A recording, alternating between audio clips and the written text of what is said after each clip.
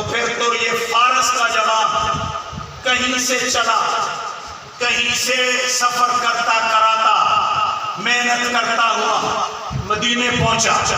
غلامی کی، تابعداری کی، غلام رسول بنا، وفادار بنا، اہل بیت کا گھر کا خادم بنا، تو اس کو تو اہل بیت میں سے بیان کرتے ہوئے فخر محسوس کرتے ہیں کہ میرے نبی کا احسان کہ سلمان بھی اہل بیت میں سے ہے۔ مجھے اسی بات پر حیرت ہے کہ سلمان کو تو اہل بیت میں شامل کر دیتے ہو، مگر نبی کی بیویوں کو کیوں اہل بیت سے نکالا؟ کیوں نکال؟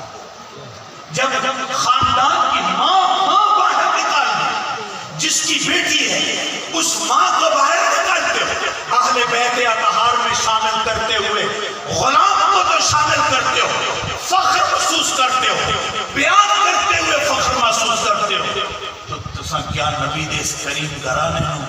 کرم کرتے ہیں؟ یہ ایک ہے کہ غلاماں نو تا اہل بیت شامل کریں تے جنہ رنگی خدا عورت بنائی کوئی نہیں، ان